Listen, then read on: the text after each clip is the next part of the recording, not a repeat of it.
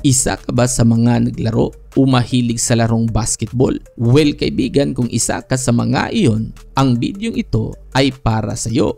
Ang basketball ay higit pa sa isang laro para sa ating mga Pilipino dahil naging bahagi na ito ng ating kultura mula sa NBA hanggang sa PBA, kung saan tayo ang naging kauna-unahang professional na liga sa Asia, sa mga school tournaments hanggang sa mga larong kalye kung saan unang nabuo ang inspirasyon ng channel na ito. Pero alam mo ba kaibigan na kung sino, bakit, kailan at papaano nabuo ang larong basketball?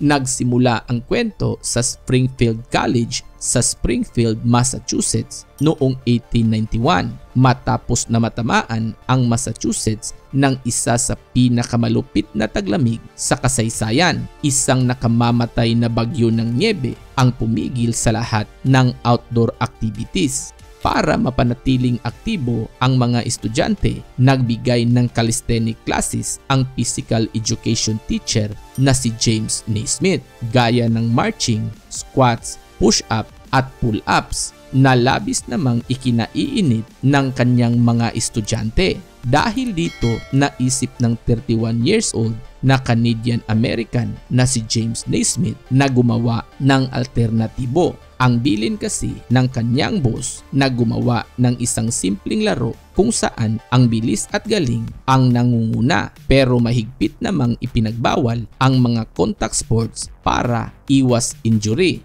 Naalala niya ang pambatang laro na Duck on a Rock na nilalaro niya dati sa Canada. Dahil dito, nabuo niya ang ideya ng basketball.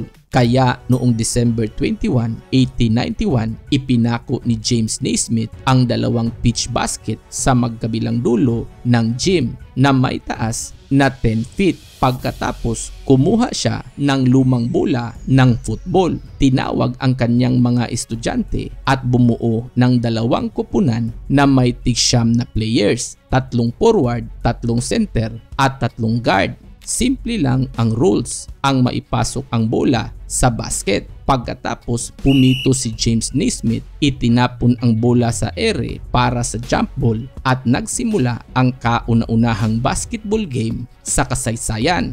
Bagamat maaaring mahirap man ang laro, ngunit masaya at higit sa lahat, ang ideya ng laro ay labis na nagugustuhan ng kanyang mga estudyante. Natapos ang unang laro sa score na 1-0 nang ma-shoot ni William Chase ang bola na may layong 25 feet, ang pinakaunang basket na naitala sa kasaysayan ng basketball.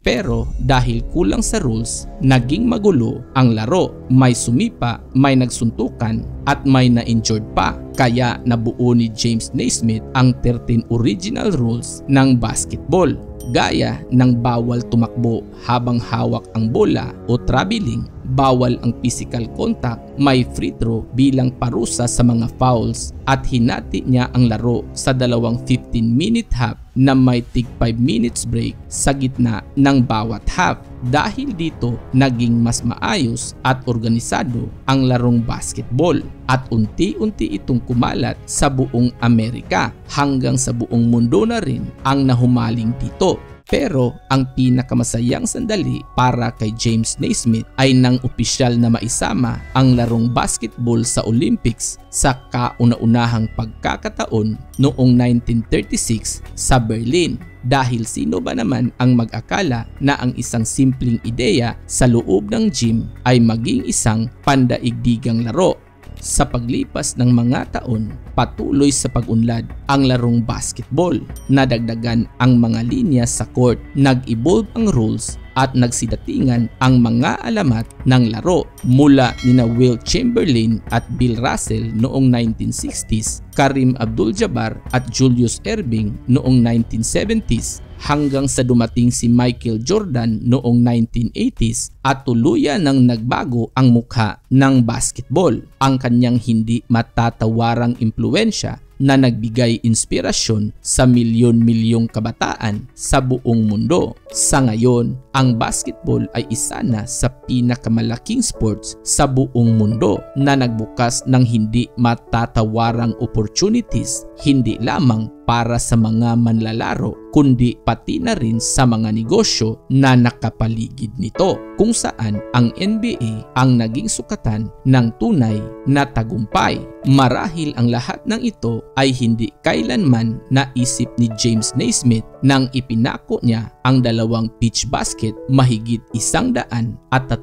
taon na ang nakalipas. Ito ang The Epic Unlimited, kung saan ang bawat kwento ay may mas malalim na katotohanan. Kaya, peace out!